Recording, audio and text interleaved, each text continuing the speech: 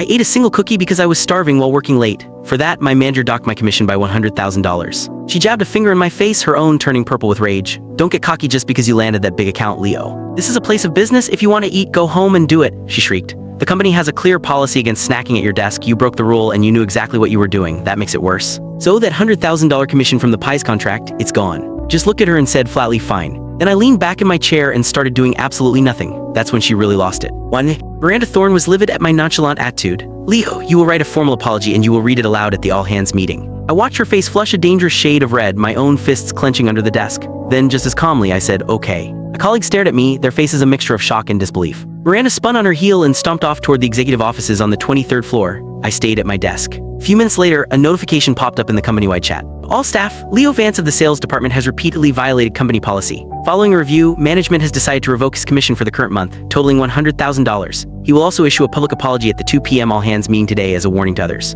My coworker shot me looks of stunned pity. Alex from the desk across from me sent a private message. Dude, Miranda's just on a power trip. Don't fight her on this. Just play along. It's $100,000. I smiled to myself. Playing along wouldn't work. This wasn't about a cookie. She wanted me out. He'd been coveting my position for a long time. When the old chairman first recruited me, he'd made it clear, no clocking in or out, complete freedom to come and go, eat and drink whatever I wanted. The only thing that mattered was my performance. And in the sales department, I was a one-man army, pulling in half the company's revenue. The latest deal, a renewal of our $10 billion contract with Pies Corp, took me only a week to lock down. Miranda probably thought my job was too easy. The jealousy was eating her alive. I replied to Alex, just wait, this afternoon isn't just about my public shamming. They're bringing in my replacement. Alex's icon showed a shocked emoji. I ignored it and calmly began organizing all my client files, printing out hard copies of everything. Then I factory reset my company phone. Once that was done, I started writing my apology. Miranda came down once during that time, a smug, triumphant smirk on her face when she saw me typing away. At 2 o'clock, she personally escorted me to the 23rd floor conference room. Over 100 employees were seated, waiting. Miranda's voice boomed through the microphone. Let me reiterate, a company is a place of work, not your living room. We have repeatedly asked you to maintain a professional environment, but some people just don't listen.